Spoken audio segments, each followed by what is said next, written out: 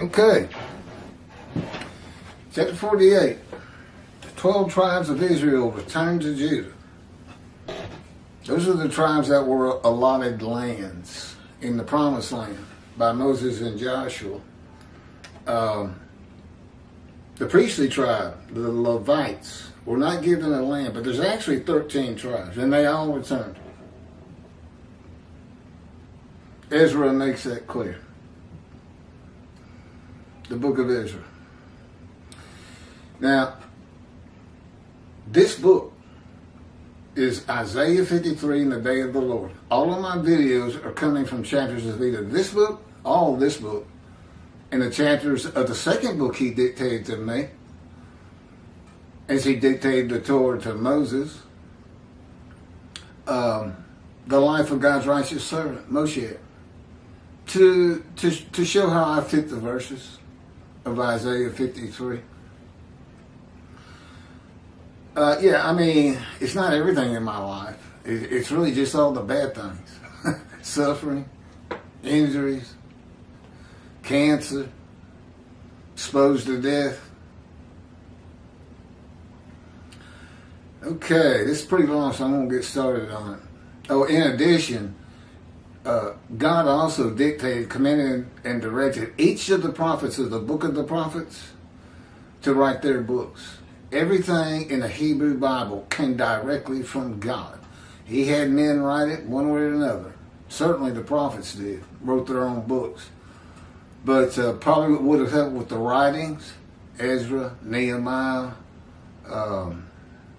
Chronicles 1, Chronicles 2, everything in there.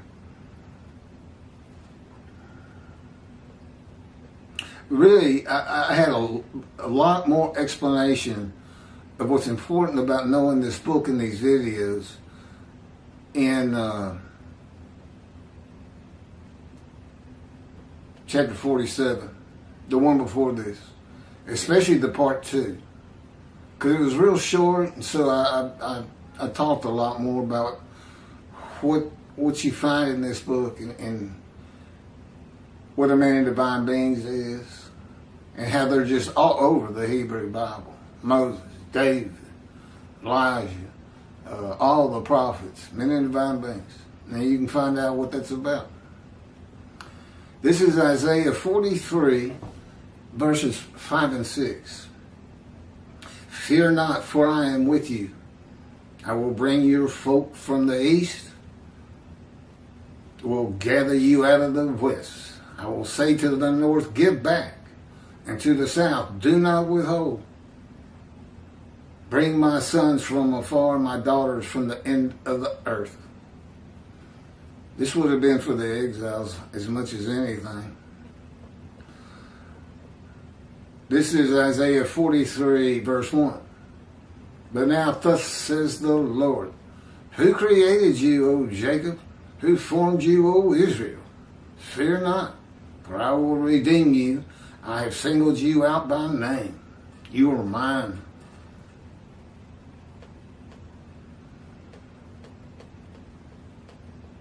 Well, exiles were certainly redeemed. He anointed a Gentile, Cyrus of Persia, to become king of all the nations. King of all the nations. And he issued from, Persia had defeated Babylon, who had defeated Assyria and the Chaldeans. But it was Cyrus who issued a proclamation that all of the exiles could return to Jerusalem to build God's house, the second temple. And they did. It's free passage. I'm about to do, this is Isaiah 43, verse 19. And this is sin forgiveness for the exiles. The sin forgiveness of Jeremiah 31 is for the Roman dispersal, the diaspora, away from the promised land, or away from your country. That's Hebrew Bible, so it's away from the promised land. I'm about to do something new. Even now it shall come to pass. Suddenly ye shall perceive it. I will make a road through the wilderness and rivers in the desert. The road was that proclamation. Y'all are free to go. That's what he did. This is Isaiah 43, verse 25. It is I who, for my own sake, wipe your transgressions away and remember your sins no more. They became a holy seed and built the second temple. That was for him. He didn't deserve it. He's probably going to say the same thing about the third temple. They're going to tell him what else he'll have me write one day. Once this gets accepted by a multitude of people. I make the many righteous, and as my portion, I receive the many. That would be the many made righteous who follow me, heed me, listen to my words, promote me. And as my spoil, I receive the multitude. So the many grow. I don't know how long it's going to take. He's been with me 16 years now, preparing me. Keep telling him, let me out of this fire of refinement. Stop hurting me. It's emotionally and physically. Sleep deprivation. I found out I can stay up 4 straight nights. You become like a zombie. And he starts hurting you and doing mean things to you. 2, break your will. Temper your emotions. Calm your anger. Because after a while, you can't even get angry anymore. You just take the pain. Just try not to talk.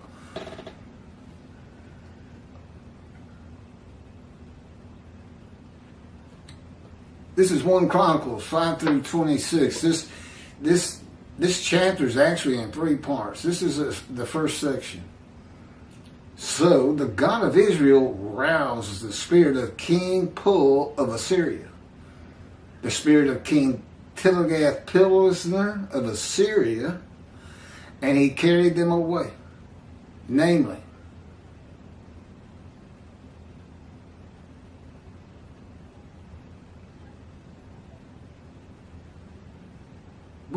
we got 2 kings of Assyria, Pul and Tiglath.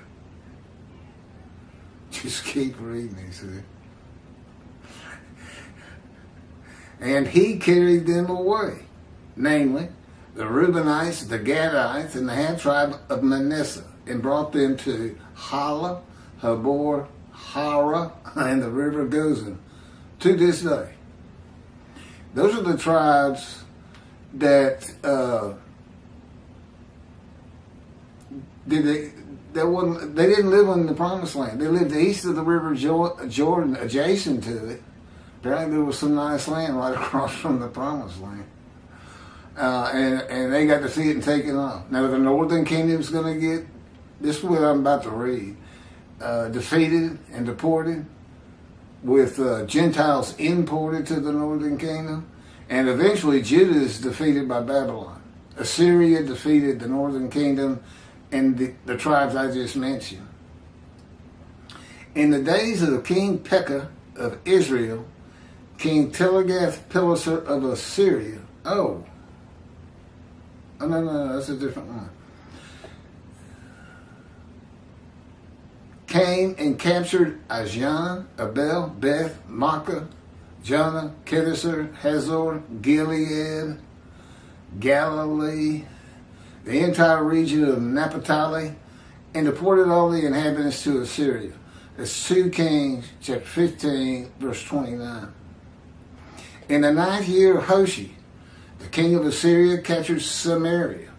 That's the northern kingdom. It's sometimes called the Samaria, sometimes Ephraim, and sometimes Israel. He deported the Israelites to Assyria and settled them in Hala, at the river Habor and the river Gozan, and in the towns of Media.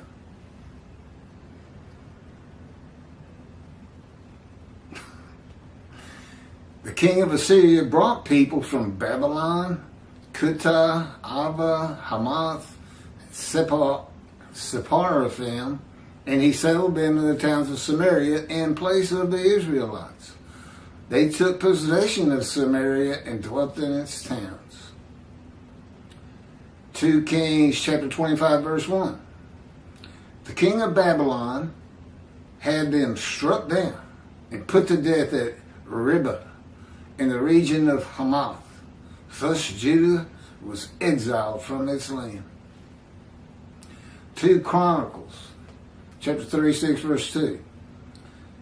Thus said King Cyrus of Persia, the Lord God of heaven has given me all the kingdoms of the earth, and has charged me with building him a house in Jerusalem, which is in Judah. Jerusalem's actually in the lands of Benjamin, but all the kings of Judah rule from Jerusalem. So Benjamin's lands are considered part of Judah. Any one of you of all his people, all you 13 tribes, it doesn't say that, it says of you of all his people, the Lord his God be with him, and let him go up. Go to Jerusalem and build the second temple. 1 Chronicles chapter 9 verses 2 and 3. The first to settle in their towns on their property were Israelites, priests, Levites, and temple servants, while some of the Judaites, some of the Benjamites, and some of the Ephraimites and Manasseites settled in Jerusalem. Well, they weren't lost, were they? Ephraim and Manasseh. And Ezra makes it even more clear. Part 2, from the book of Ezra and Nehemiah. The following verses were written by men who were eyewitnesses of the return of all the tribes of Israel under the declaration of Cyrus of Persia, whom God anointed to clear the way for them to build the second temple. They testify that all 12 tribes and the tribe of the Levites returned to the lands of Judah and the lands of Benjamin, the lands of the kingdom of Samaria, the northern kingdom, sometimes called Ephraim and sometimes called Israel, were inhabited by Gentiles. Ezra, chapter 3, verse 1. When the seventh month arrived, the Israelites being settled in their towns, the entire people assembled as one man in Jerusalem. There it is. That's the definition of the Jewish people being called Israel. They have to gather as one man. All of them. It's only happened twice. At Oreb, when God had Moses get all of the Israelites together, and they gathered as one man. And to a man agreed to be his people and to listen and to obey and abide by his laws, commandments, and directions they received from Moses. Ezra chapter 2, verse 70. The priests, the Levites, and some of the people, and the singers, gatekeepers, and the temple servants took up residence in their towns, and all Israel in their towns. Well, the people from the northern kingdom couldn't go back there. They were inhabited by Gentiles. So they came into Judah, which had been vacated during the exile, and the people who had lived there, it was some 70 years, were no longer alive, I guess, for the most part. And they just had to establish new residences, new towns for the exiles. Everybody living in the southern kingdom.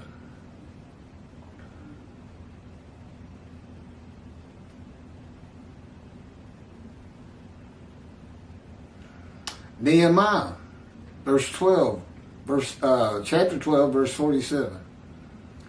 And in the time of Zerubbabel and in the time of Nehemiah, all Israel, here it is again, contributed the daily portions of the singers and the gatekeepers, and made contribution for the Levites. And the Levites made sacred contributions for the Aaronites. I guess that's the clan of Aaron. Ezra, verse 8, again, chapter 8, verse 25. And I weighed out to them the silver, the gold, and the vessels, the contribution to the house of our God, which the king, his counselors and officers, and all Israel who were present had made. Ezra chapter 8, verse 29. You want me to tell you? God says the reason we got so many of these verses out is because of the teaching that there's 10 lost tribes. How could you possibly read Ezra and Nehemiah and come up with that and believe it's true and teach it? It's why they've been reckoned with and dismissed. There's more on that in chapter 47. There's a whole chapter called Reckoning and Dismissal. It's in the book, and of course it's on video. Ezra 8, chapter 29.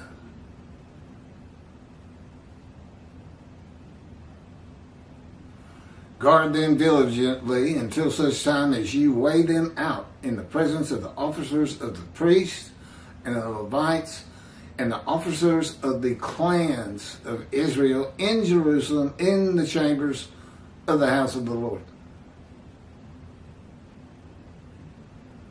Ezra chapter 9, verse 1. When this was over, the officers approached me, saying, this would have been Ezra, the people of Israel and the priests and Levites have not separated themselves from the peoples of the land whose abhorrent practices are like those of the Canaanites, the Hittites, the Perizzites, the Jebusites, the Amorites, the Moabites, the Egyptians, and the Amorites. Ezra, chapter 10, verse 5. So Ezra at once put the officers of the priests and Levites and all Israel under oath to act accordingly, and they took the oath. Nehemiah, chapter 1. He controls my thoughts and my words. And he's the one actually doing that. And it's because he wanted me to tell you that, I guess. He's mysterious, my friends. He's got a lot of personality. He can be quite humorous, when he's not tearing me to pieces in the fire of refinement, which is pretty rare, actually. I had a good night. The day started out, I know he's here. Believe me, his power's around me. Both my feet are numb and tingling. I can feel pressure on my shoulders and my knees. I can hardly get out of this chair. And he thinks that's so funny. He does. I just know he's laughing. It's not to my ear. Let your ear, I just said ear. Let your ear be attentive and your eyes open to receive the prayer of your servant that I am praying to you now, day and night, on behalf of the Israelites, your servants.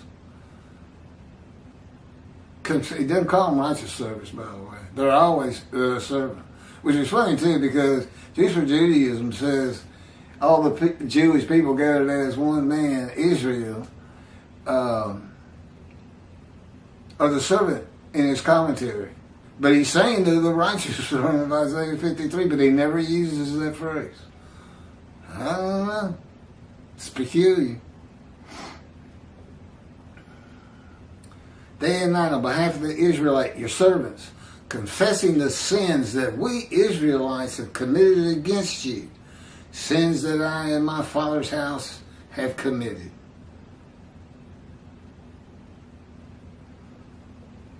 Chapter 2, verse 10.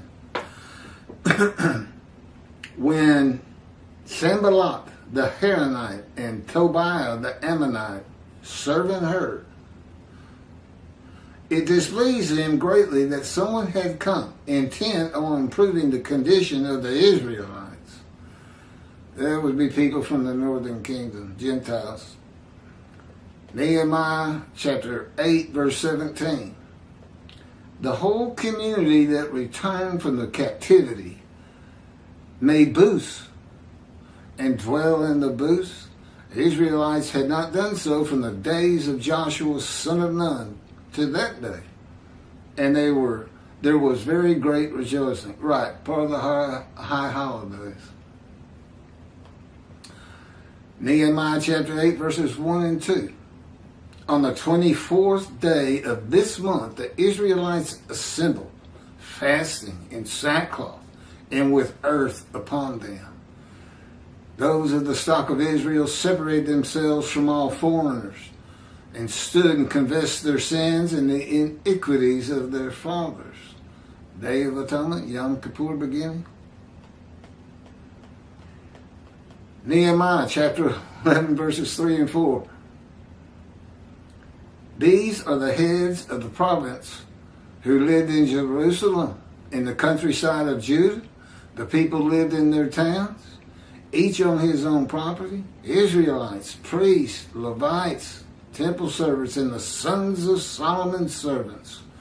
While in Jerusalem, some of the Judahites and some of the Benjamites lived. Okay, it's part 3, last part. The tribes of Reuben, Gad, and the half-tribe of Manasseh, and the northern kingdom of Samaria were deported northwest of Babylon, that would have been Iraq, and to the towns of Media, that would have been Iran, and the kingdom of Judah was deported to Babylon. Again, that's Iraq. Jerusalem is within the lands of Benjamin, which lands are considered part of the kingdom of Judah, since that is where the kings of Judah rule from. I'm telling him while I'm reading that, I've already said this. And he said it's good for him to hear it twice. Okay. That's what you say to God. He'll say, Keith. I said, what? Go do this, go do that. Or listen, turn the TV up. And I'll say, okay.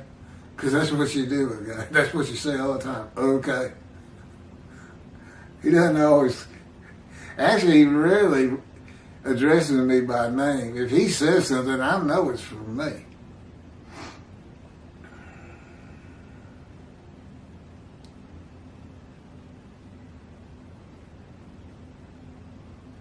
Which lands are considered part of the kingdom of Judah, since that is where the kings of Judah rule from. That is why there is an emphasis on the Judeans and Benjamites in the accounts of the return of the 12 tribes of Israel to the lands of Judah and Benjamin. Basically, what you see in Ezra and I assume Nehemiah, Ezra has got Manasseh and Ephraim. Those are the largest tribes. He just didn't mention all the tribes, the smaller tribes. Now, Judah, Ephraim, and Manasseh. Manasseh was so big they had to cut it in half. There's just half tribe of Manasseh. They're the ones that lived east of the River Jordan, and the other half lived in the Promised Land. And Benjamin is mentioned also for this very reason. That's where the temple is, and the kings rule from the lands of Benjamin. He's mentioned, and Benjamin was the smallest tribe.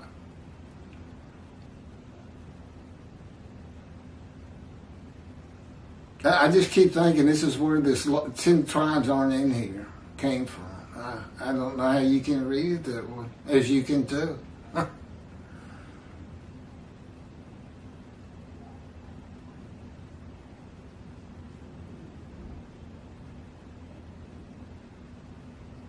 What is this? No. Did the page move? No. When the 7th month arrived, the Israelites being settled in their towns, the entire people assembled as one man in Jerusalem.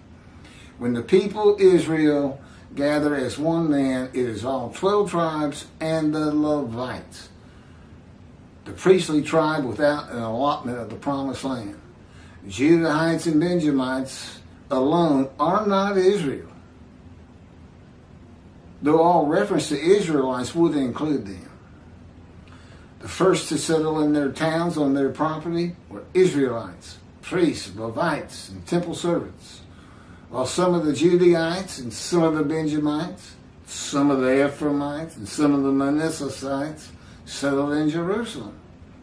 Ephraim and Manasseh were not lost tribes, as many believe and many rabbis teach from writings outside of the Hebrew Bible.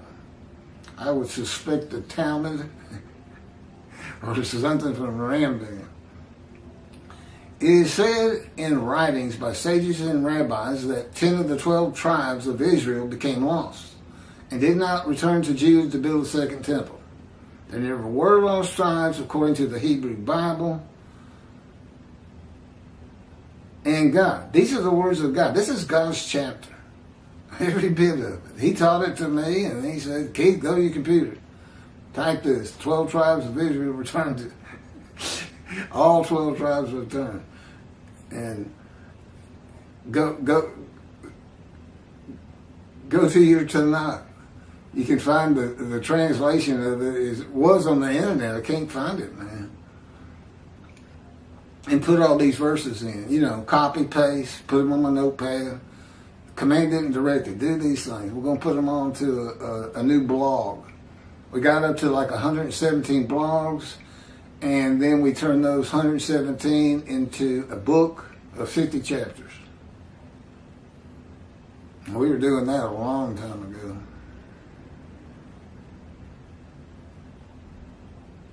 If there were lost tribes, then Isaiah wrote a prophecy of God that was false and was not fulfilled.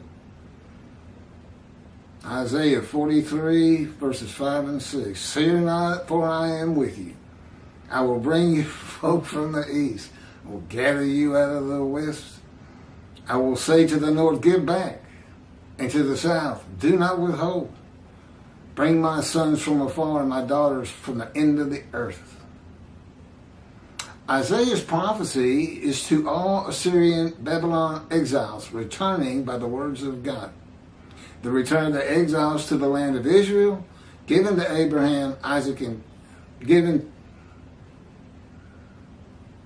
to Abraham, Isaac, and Jacob by covenant,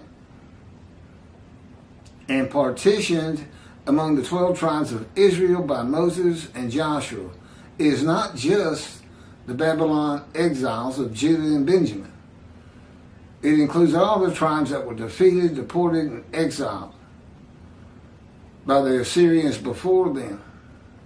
The Babylon exiles were the last to be deported to the vast lands of Babylonia, which was once Assyria, where all the exiles were, and by this time scattered far and wide throughout Babylonia along many different rivers. The Babylon exiles are all 13 tribes in Assyria, Babylonia. What they ought to be called is the Assyria, Babylon, Persian exiles. Next chapter, chapter 49, there's only 50, so we're getting there. I'm getting there. The final prophet of God. This is God taking a shot at Muhammad. I said, they're going to say I blaspheme him. They claim he's the last prophet of God and messenger. It's etched on their mosque in stone.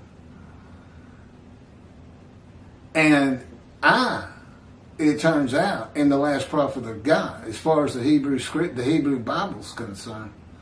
And we tell them in this next book, this next chapter. I said, they're going to declare a jihad against me. And that's what, if you see this man who has blasphemed Muhammad, kill him. That's what's going to happen. I don't worry about it. The angel goes before me and God's got my backside. And he needs me. I'm his representation. His prophet like Moses. That doesn't mean he can't hurt me an awful lot. Because he does. There's plenty of videos explaining that in greater detail. It's horrifying is what it is. Thanks for watching.